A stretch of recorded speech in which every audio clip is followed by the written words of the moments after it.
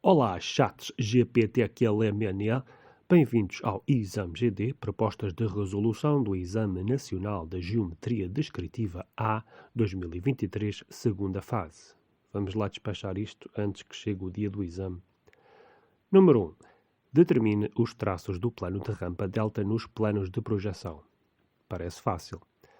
Dizem que o plano delta contém a reta I, que também é comum ao plano alfa. Sobre o plano alfa, sabemos que tem o ponto A, que está no beta 24, e tem a reta frontal F. O ponto A tem 3 de abscissa e 4 de afastamento.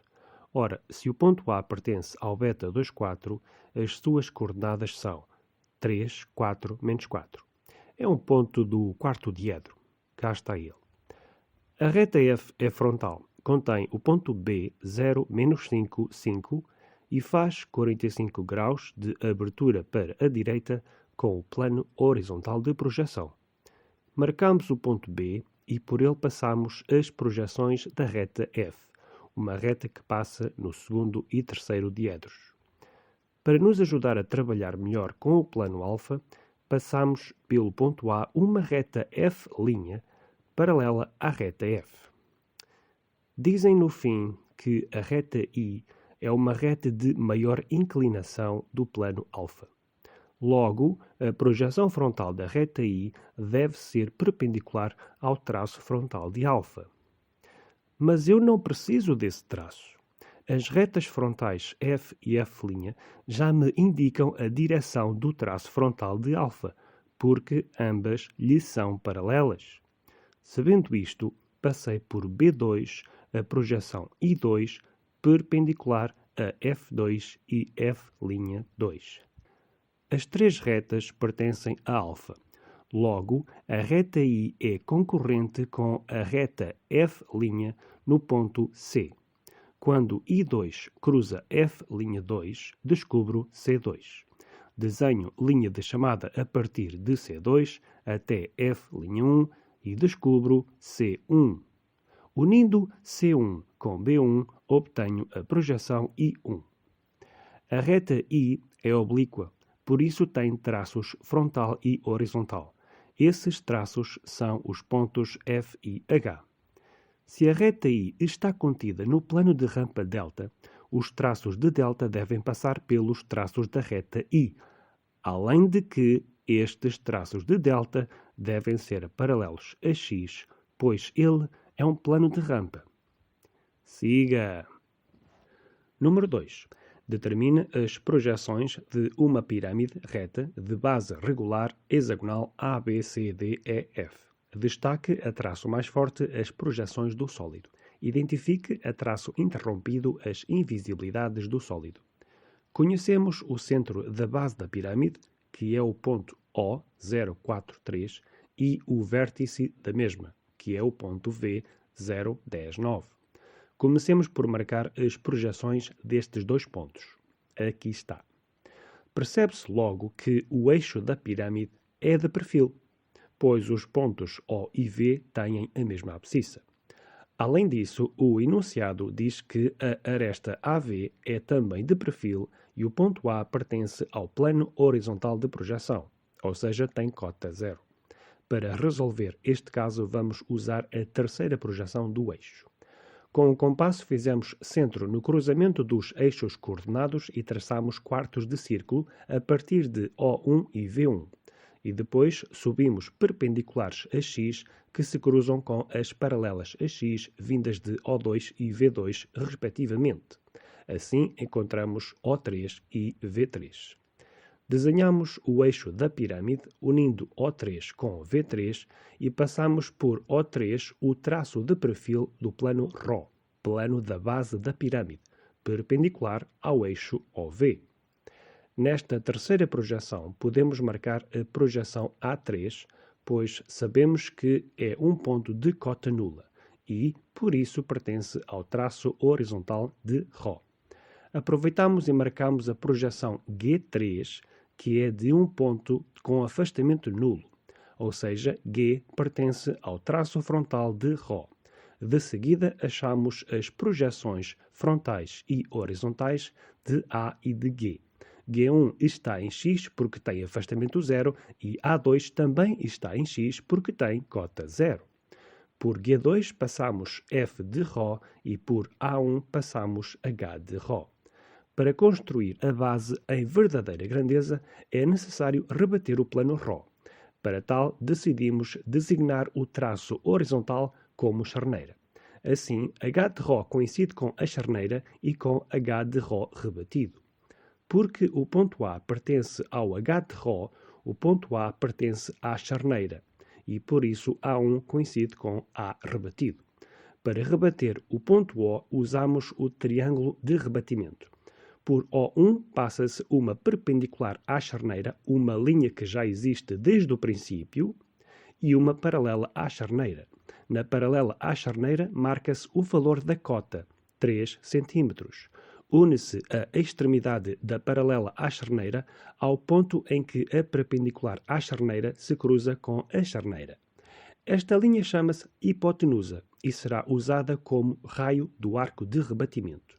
Com o compasso, faz-se centro no ponto em que a perpendicular se cruza com a charneira e abre-se o compasso com o mesmo valor da hipotenusa. Traça-se o arco de rebatimento até que o arco se cruze com a perpendicular à charneira. Nesse cruzamento fica O rebatido. Com centro em O rebatido e abertura até A rebatido, desenhou-se uma circunferência dentro da qual se vai desenhar o hexágono da base. Dividimos a circunferência em 6 partes iguais e descobrimos assim os pontos B, C, D, E e F rebatidos. Unimos esses pontos e obtemos a verdadeira grandeza da base da pirâmide. Para acelerar o contrarrebatimento, criamos retas com os pontos da base.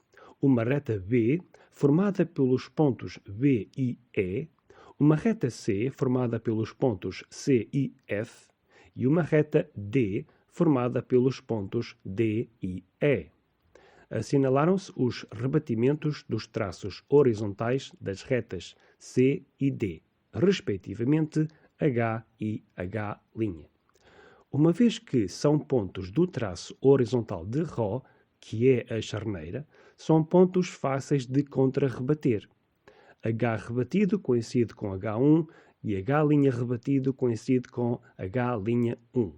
H2 e H'2 estão ambos em X. A reta C passa pelo ponto O. Assim, unindo H2 com O2, obtemos C2. E, unindo O1 com H1, obtemos C1. Uma vez que as retas C e D são paralelas, pelas projeções do ponto H', passamos as projeções da reta D paralelas às projeções homónimas da reta C.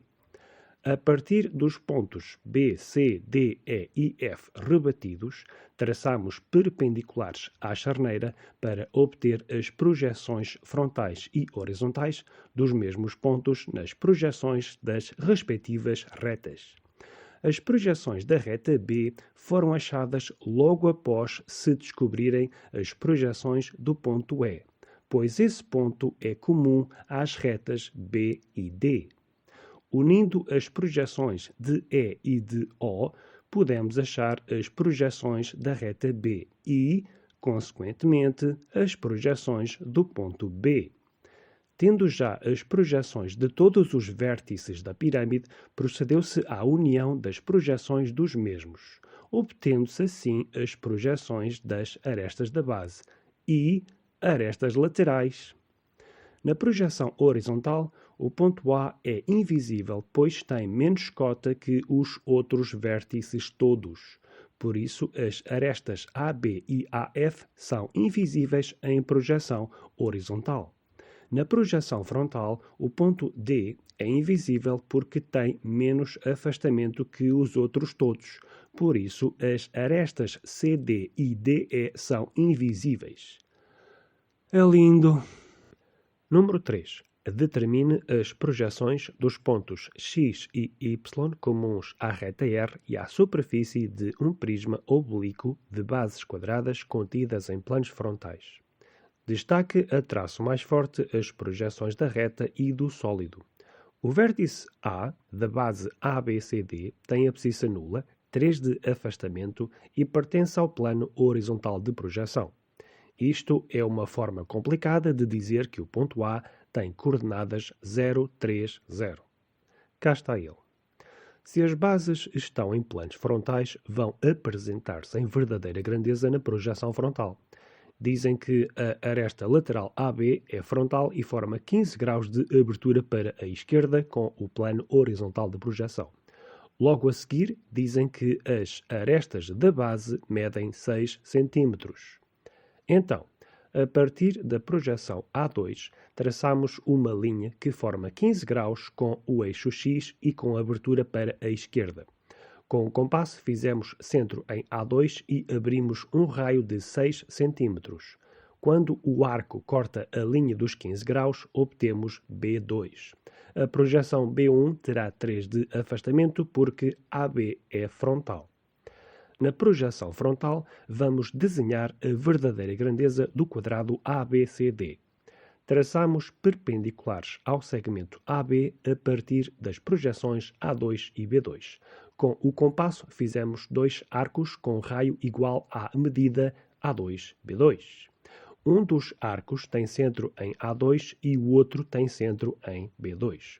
Quando estes arcos cruzam as perpendiculares ao segmento AB, obtemos C2 e D2. Os pontos C e D também têm 3 cm de afastamento. Após unir as projeções dos 4 pontos, obtemos as projeções da primeira base do prisma.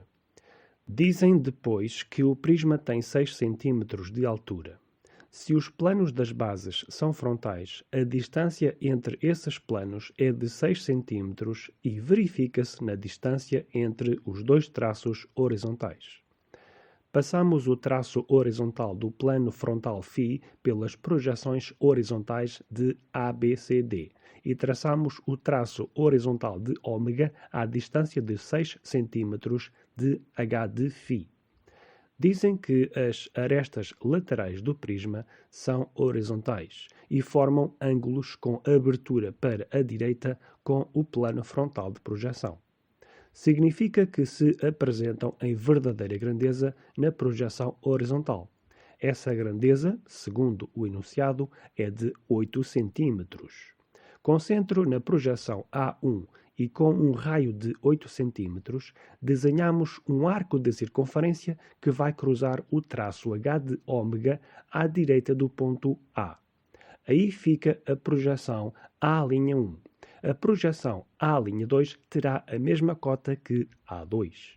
Sabendo que as 4 arestas laterais do prisma são paralelas e do mesmo tamanho, fizemos cópias do segmento AA' a passar pelos pontos B, C e D.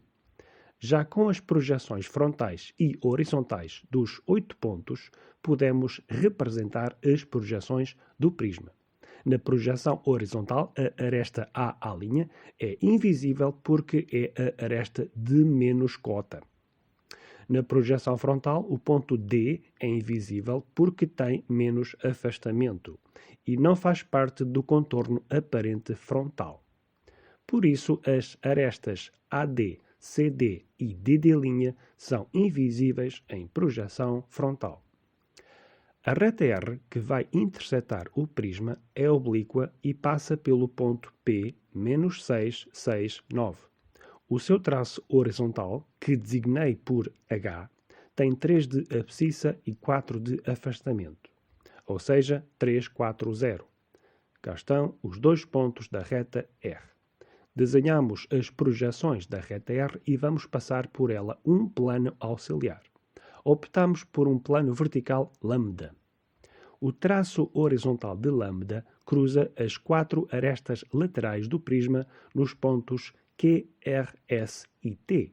Significa que o plano lambda forma uma secção quadrangular no prisma.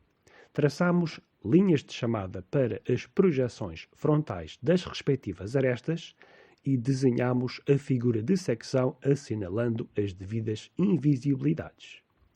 Porque o ponto T está na aresta DD', que é invisível em projeção frontal, também o ponto T é invisível em projeção frontal. Por isso, os segmentos ST e QT são também invisíveis em projeção frontal. Na projeção frontal, observamos os pontos em que a reta entra e sai da figura de secção, pontos X e Y. Na projeção frontal, X é visível e Y é invisível. Por isso, entre x2 e y2, a reta R é invisível. À esquerda de x2, a reta é visível e à direita de y2 é invisível até sair do contorno do prisma. Na projeção horizontal, y é visível e x é invisível. Então, entre x1 e y1, a reta é invisível. À direita de y1, a reta é visível. À esquerda de x1, a reta é invisível até sair do contorno do prisma. Mais um. Bora lá. Número 4.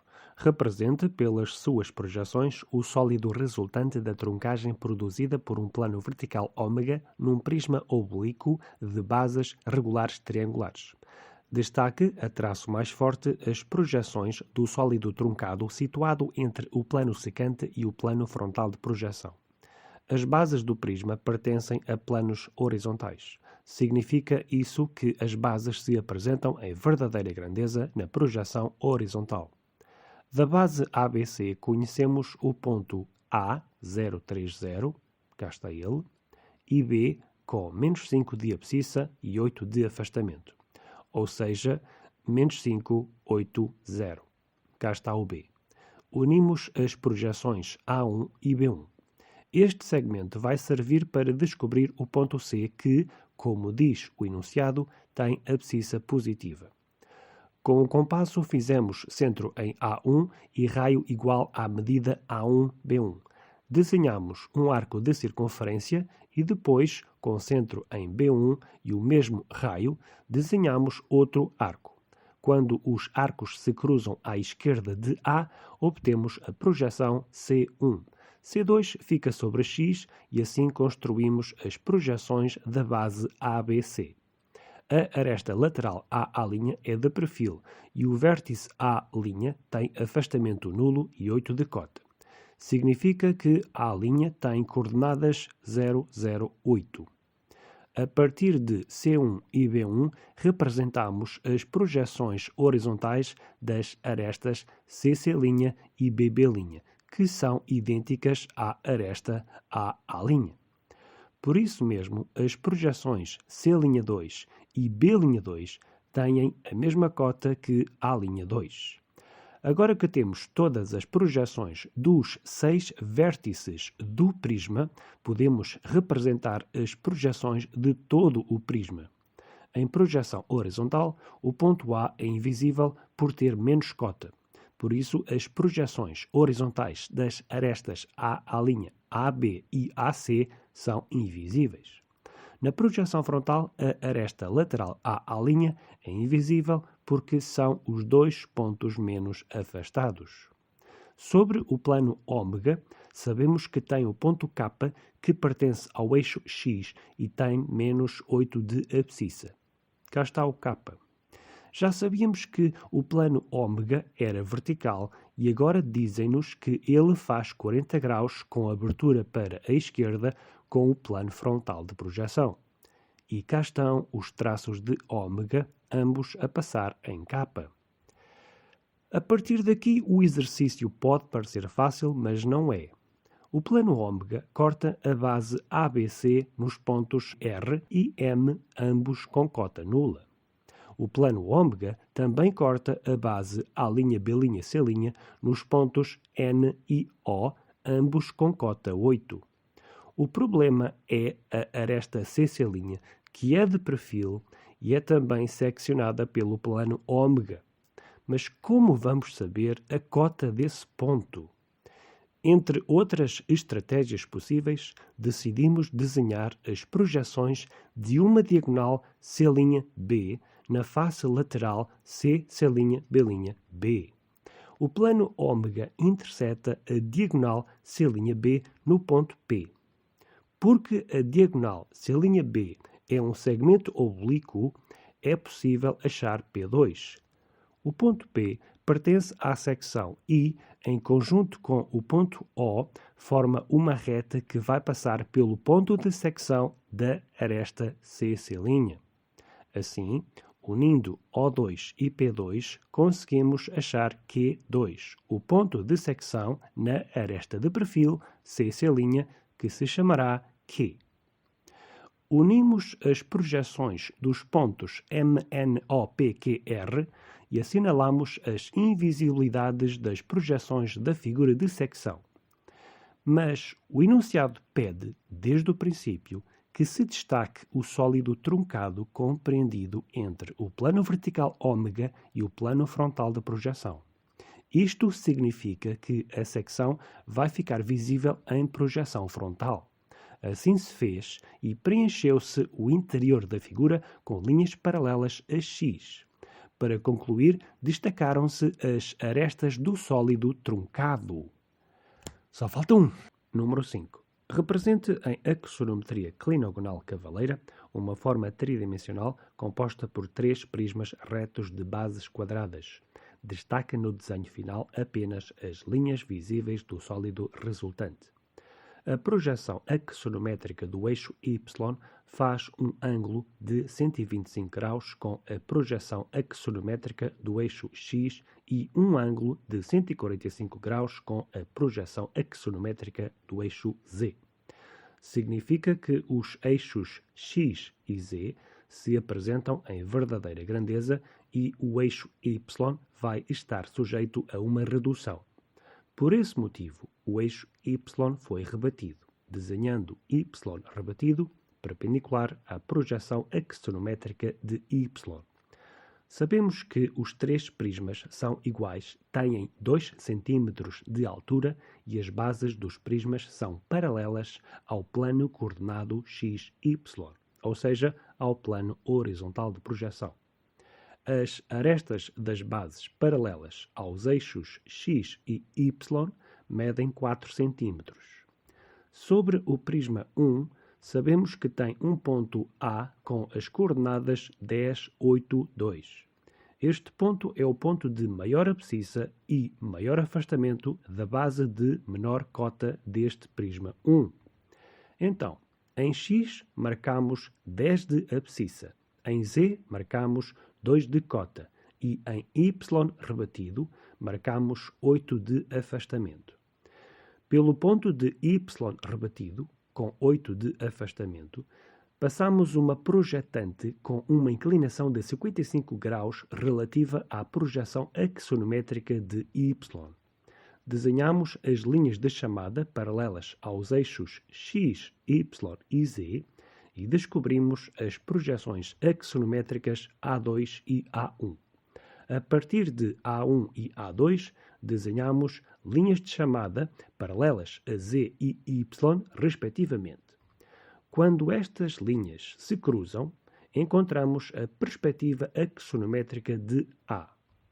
Se o ponto A é o que tem maior afastamento, marcamos 4 cm em Y rebatido a partir dos 8 cm previamente marcados. Por esse novo ponto, traçamos outra projetante até Y projetado para achar as suas projeções axonométricas.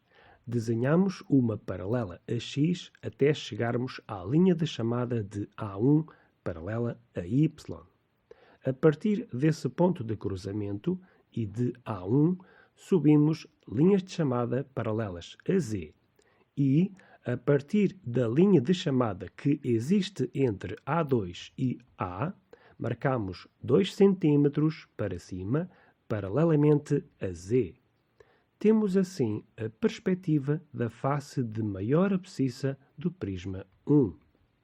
A partir daí, desenhamos 4 paralelas a X com 4 cm para a direita.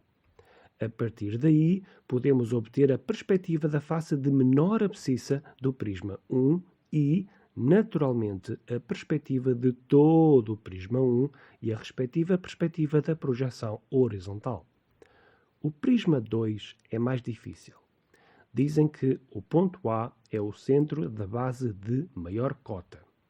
Assim, em y rebatido, marcamos 2 cm para a frente e 2 cm para trás do valor 8, que era o afastamento do ponto A rebatido.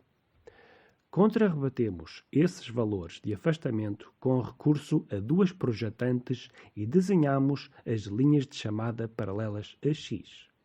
Assumindo a projeção A1 como centro, representamos um quadrado em perspectiva igual às bases do prisma 1.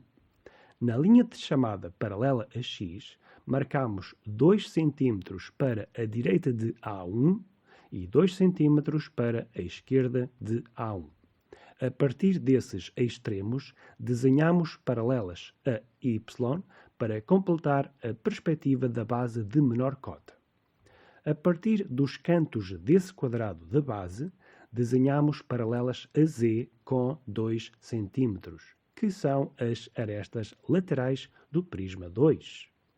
Unimos as extremidades de maior cota dessas arestas laterais e obtemos a perspectiva axonométrica do prisma 2. Falta o prisma 3. Sabemos que o centro da base de maior cota do prisma 1 é o vértice de maior abscissa e maior afastamento da base de menor cota do prisma 3. Confuso. Então, achamos o centro dessa base de maior cota do prisma 1 desenhando as diagonais desse quadrado. Desenhamos uma linha de chamada paralela a z e contamos 2 cm acima do ponto central desse quadrado.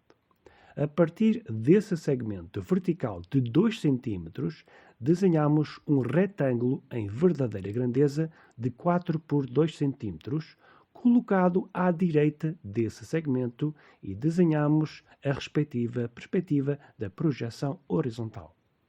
Esta é a face lateral de maior afastamento do prisma 3. A partir dos 4 cantos desse retângulo, desenhamos paralelas a y com o mesmo comprimento que as perspectivas axonométricas das arestas paralelas a y dos prismas 1 e 2. Lembremos que os prismas são iguais e o terceiro tem menos afastamento que os outros.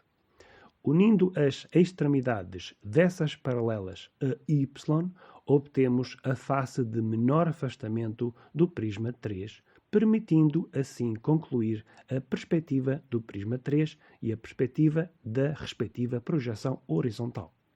Para concluir, foram destacadas as arestas visíveis do sólido resultante. Bolas, demorou, hein?